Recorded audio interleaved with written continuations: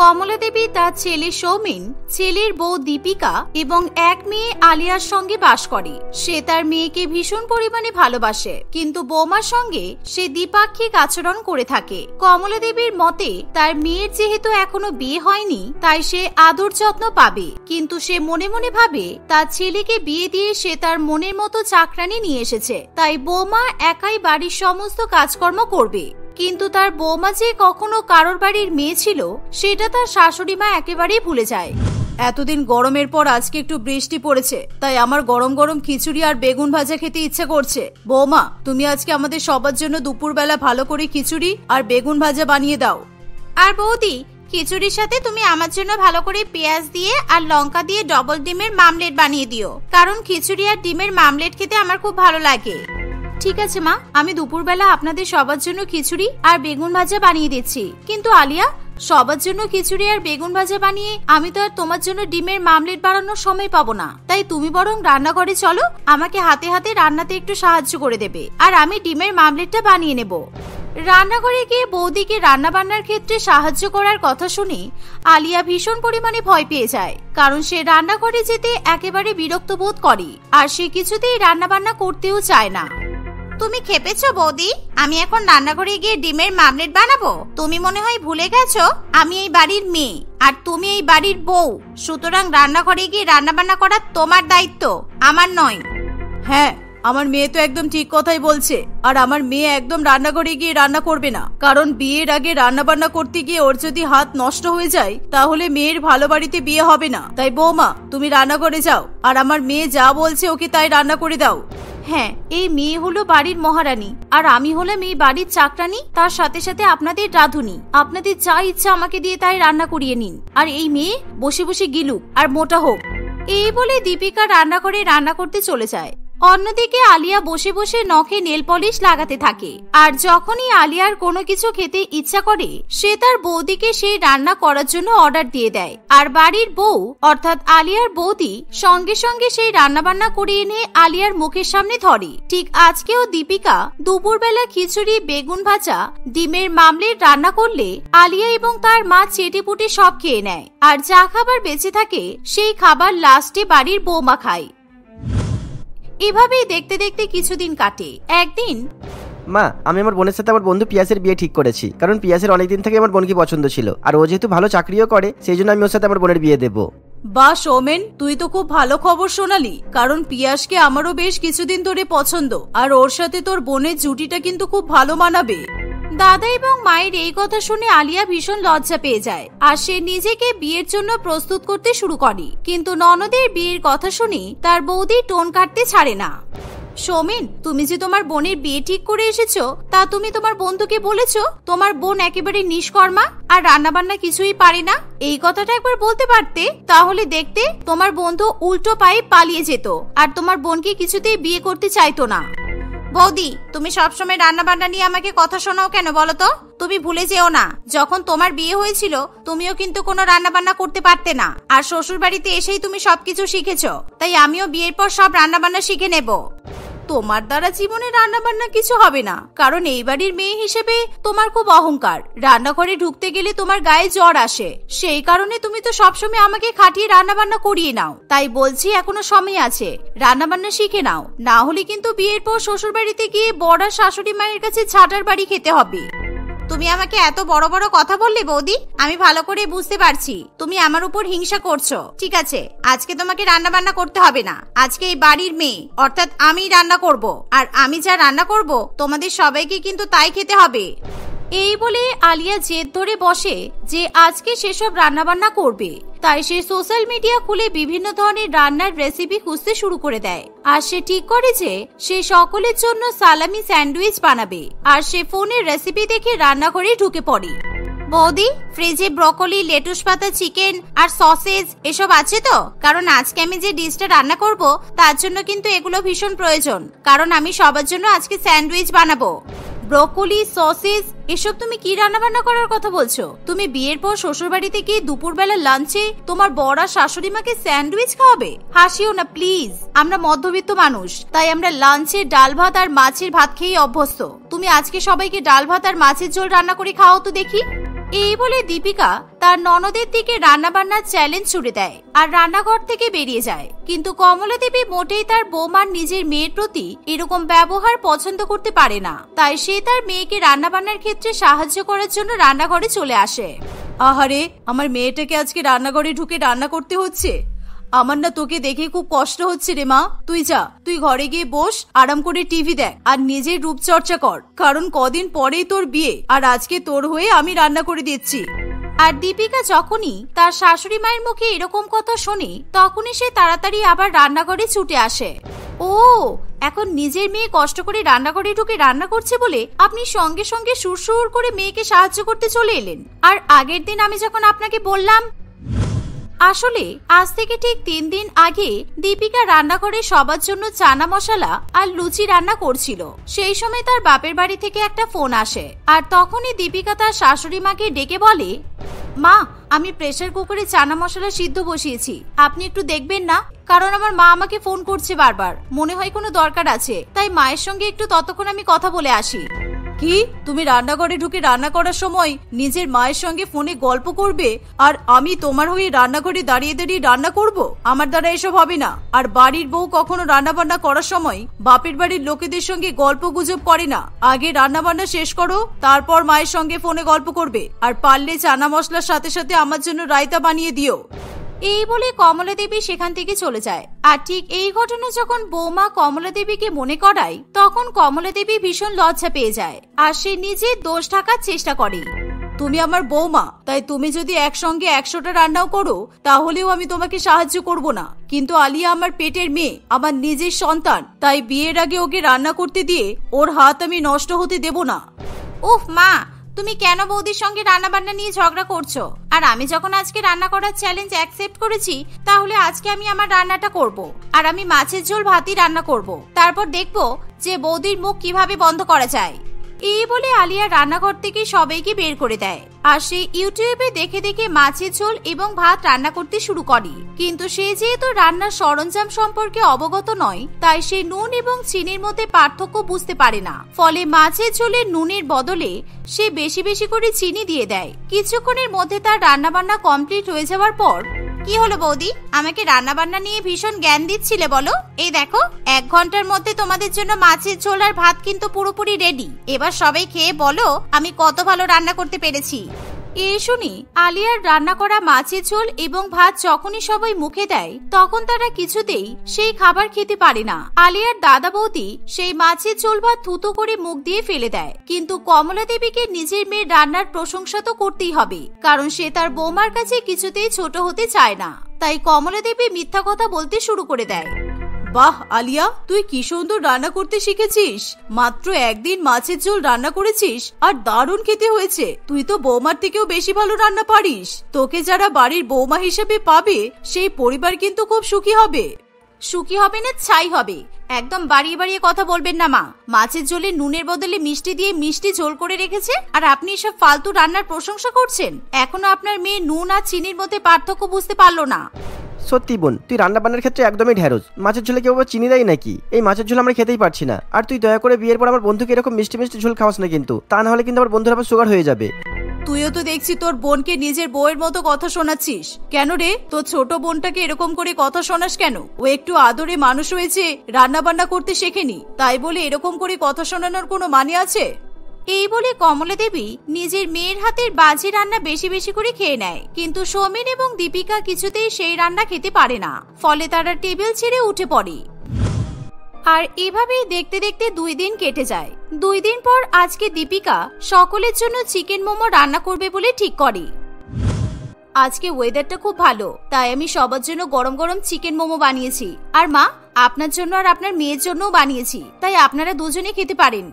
এই বলে বাড়ির সকলে মিলে চিকেন মোমো খাওয়া শুরু করে। কিন্তু চিকেন মোমো খাওয়ার পর কমলা দেবী আবার মিথ্যা অভিনয় করা শুরু করে দেয়।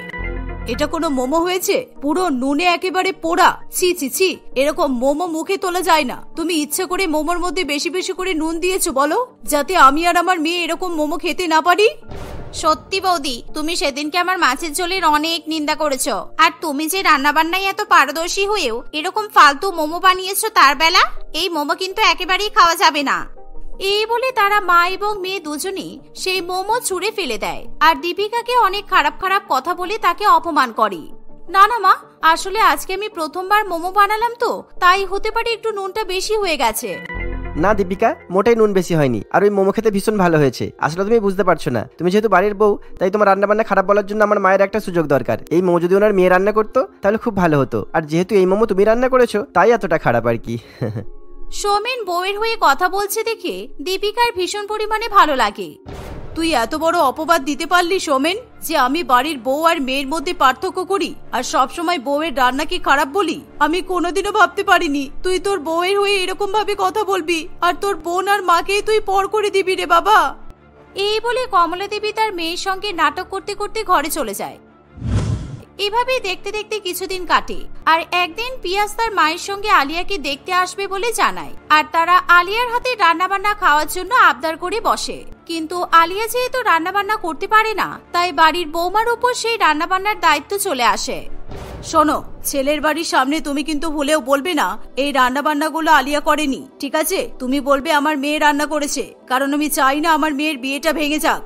সন্ধ্যাবেলা ছেলেপক্ষ আলিয়াকে দেখতে আসে, আর সেই সময় আলিয়া রান্নাঘরে যায় আর বিভিন্ন ধরনের খাবার দাবার যেমন সিঙ্গাড়া, কচুরি, জিলিপি, মশলা চা, তার সাথে ফুলকো ফুলকো লুচি সমস্ত কিছু থালায় পরিবেশন করে নিয়ে আসে। আর এত সুন্দর রান্নাবান্না দেখে পিয়াস এবং তার মা রচনা দেবী ভীষণ পরিমাণে খুশি হয়।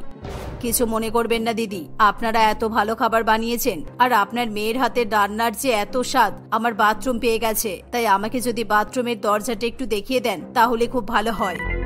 আলিয়া যখন তার হবু শাশুড়ি মাকে বাথরুমের দরজা দেখাতে যাবে, সেই সময় রচনা দেবী রান্নাঘরে জানালা থেকে দেখতে পায় যে সমস্ত রান্নাবান্না দীপিকা করছে।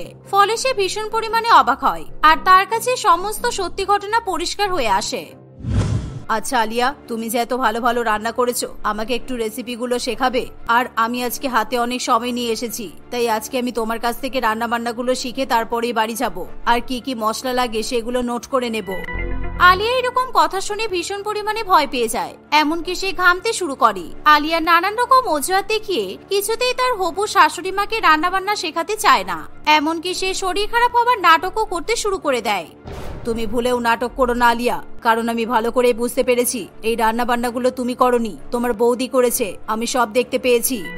এভাবেই সত্যি ঘটনা জানার পর রচনা দেবী কিছুতেই নিজের ছেলের সঙ্গে আলিয়ার বিয়ে দিতে চায় না।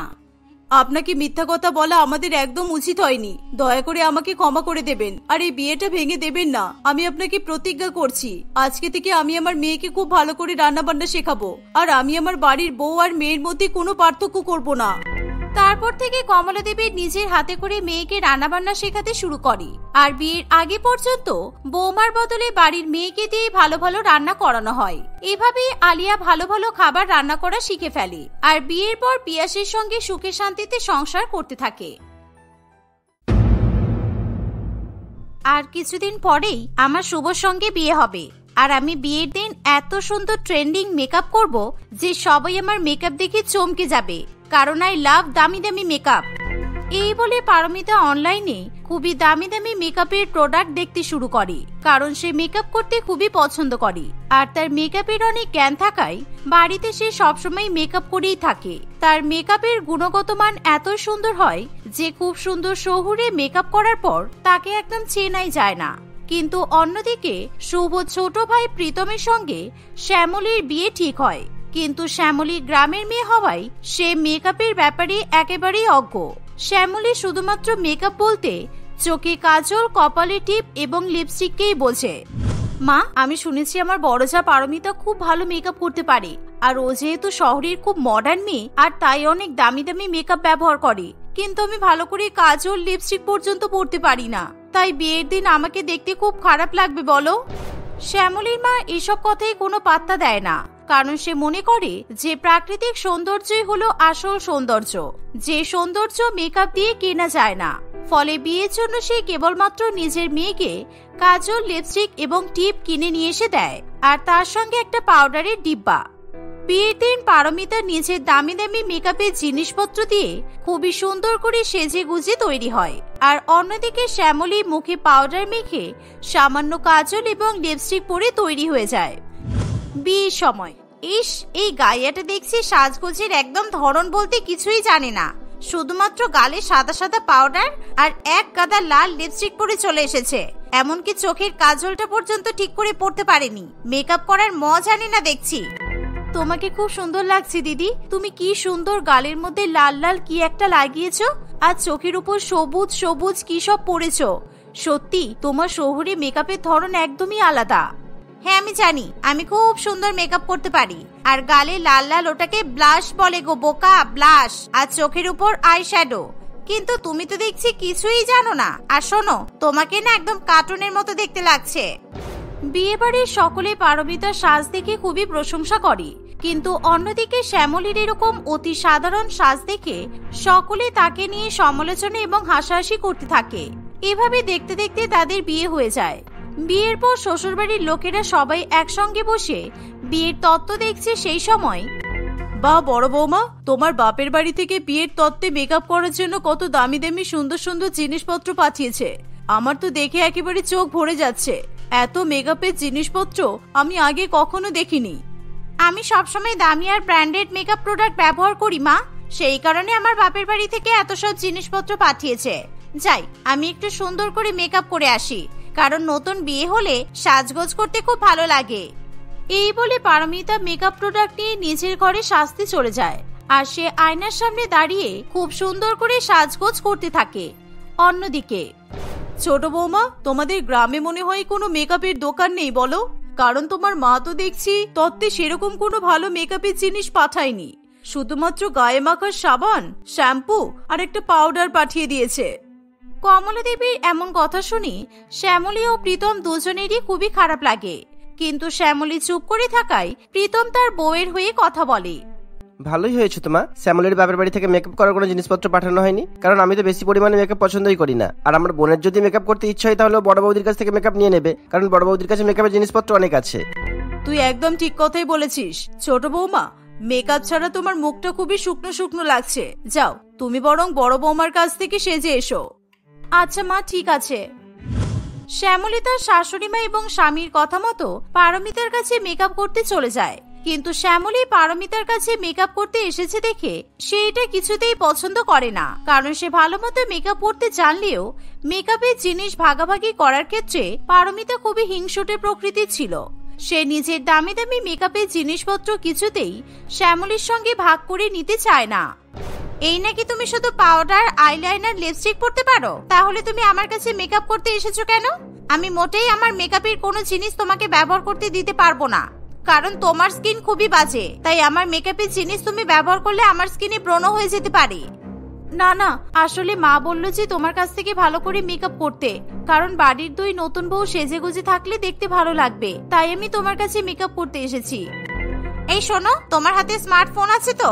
স্মার্টফোনে ইউটিউবে ভিডিও খুলে মেকআপের টিউটোরিয়াল দেখো আর মেকআপ করো, তাহলে তো সমস্যার সমাধান হয়ে যায়। এই বলে পারমিতা ইচ্ছা করে শ্যামলীর হাত থেকে তার ফোন নিয়ে নেয় এবং তারপর একটা অতিরিক্ত মেকআপ করা মহিলার চ্যানেল খুলে শ্যামলীকে ফোন ধরিয়ে দেয়। ওই চ্যানেলটিতে মহিলাটি সবসময় অতিরিক্ত মেকআপ করে বসে থাকে। ফলে শ্যামলী সেই দেখে দেখে মেকআপ শিখতে শুরু করে। আমার মতো মেকআপ করার শখ হয়েছে, এখন এমন মেকআপ করবি যে বাদরের থেকেও তোকে অধম দেখতে লাগবে। তারপর থেকে কোনোদিনও আমার কাছে মেকআপের জিনিসপত্র চাইতে আসবি না। অন্যদিকে শ্যামলী নিজের ঘরে মেকআপ ভিডিও দেখে নিজের মুখে মেকআপ করতে শুরু করে দেয়। সে নিজের মুখে বেশি বেশি পাউডার আর চোখের উপরে মোটা করে আইলাইনার, এমনকি ধ্যাবড়া করে লিপস্টিক পর্যন্ত পরে। আমি মনে হয় একটু বেশি সেজে ফেলেছি, কারণ আমাকে কেমন যেন অদ্ভুত দেখতে লাগছে।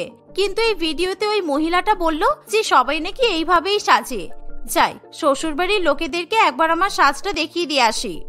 এই বলে শ্যামলী সবাইকে নিজের সাজ দেখাতে চলে যায়। আর শ্যামলীর এরকম অদ্ভুত সাজ দেখে সকলে জোরে জোরে হেসে ওঠে। কিন্তু অন্যদিকে পারমিতাকে সেজে গুজে একেবারে ফুলপরির মতো দেখতে লাগে। তার মেকআপ দেখে মনে হয় যেন সে সত্যিকারেরই খুবই সুন্দর। এই ছোট বৌমা, তুমি মুখে কি মেখেছো? তোমার মুখটা কেমন ময়দার মতো সাদা হয়ে গেছে, আর চোখটা বাদুরের মতো কালো। ছি, তুমি একদম মেকআপ করতে পারো না। এই কারণে বলেছিলাম বড় বৌমার কাছে মেকআপটা করে নাও, কিন্তু শুধু শুধু তুমি নিজেকে সকলের কাছে হাসির পাত্র বানালে। বিশ্বাস করুন, আমি দিদির কাছে মেকআপ করতে গিয়েছিলাম, কিন্তু দিদি আমাকে বলল। শ্যামলীর কথা শেষ হতে না হতেই পারমিতা তাকে থামিয়ে দেয়, কারণ শ্যামলী যদি সত্যি ঘটনা বলে ফেলে তাহলে পারমিতা একটা বড়সড় কেস খেয়ে বসবে। দিদি দিদি কি বললো? আমি তোমাকে কিছুই বলিনি। আমি তোমাকে বলেছিলাম যে একটু অপেক্ষা করতে, আমার মেকআপ হয়ে গেলে আমি তোমাকে মেকআপ করে দেব, কিন্তু তুমি তো অপেক্ষা করতে পারলে না আর নিজে এরকম বোকার মতো সেজে চলে এসেছো। পারমিতার এমন মিথ্যা কথা শুনে শ্যামলী একেবারে চুপ করে যায়, আর সে মনে মনে প্রতিজ্ঞা করে যে সে কখনো আর শহরের মহিলাদের মতো মেকআপ করতে যাবে না। এভাবে দেখতে দেখতে কিছুদিন কাটে, আর শহুরে মেয়ে পারমিতা প্রত্যেকদিন অনলাইনে নিজের জন্য দামি দামি মেকআপ প্রোডাক্ট অর্ডার করে, এমনকি শপিং মলে গিয়ে মেকআপ করার জন্য দামি দামি জিনিসপত্র কিনে নিয়ে আসে। অন্যদিকে শ্যামলী মাথায় একটা বিনুনি বেঁধে আর কপালে টিপ পরে ঘুরে বেড়ায়। এভাবেই দেখতে দেখতে কিছুদিন কাটে। একদিন কমলা দেবীর এক বান্ধবী চুমকি দেবী তাদের বাড়িতে আসে। কমলা, 3 দিন পর আমার মেয়ের বিয়ে, তাই আমি আজকেই তোদেরকে নিমন্ত্রণ করতে এসেছি। তোরা কিন্তু বিয়ের দিন সকাল থেকে আমার বাড়িতে খাওয়া দাওয়া করবি, কেমন? বাহ, এ তো খুব খুশির খবর। নিশ্চয়ই আমরা বিয়ের দিন সকালে সবাই তোর বাড়িতে চলে যাব। আর একটা কথা, আমার মেয়ে নিতা বলছিল যে তোর বড় বৌমা নাকি খুবই সুন্দর মডার্ন মেকআপ করতে পারে। ও ফেসবুকে তোর বড় বৌমার ছবি দেখেছে, সেই জন্য আমি চাই যে তোর বড় বৌমা বিয়ের দিন আমার মেয়েকে আর আমাকে খুব সুন্দর করে সাজিয়ে দিক, আর সেই জন্য আমার মেয়ে কিন্তু মেকআপ আর্টিস্ট বুক করেনি। নিজের প্রশংসা শুনে পারমিতা খুবই খুশি হয়। হ্যাঁ নিশ্চয়ই কাকিমা, আপনি একদম চিন্তা করবেন না, আমি বিয়ের দিন আপনার মেয়েকে আর আপনাকে খুব সুন্দর করে সাজিয়ে দেব। এমন শহরি স্টাইল মেকআপ করব যে আপনাদেরকে কেউ চিনতেই পারবে না।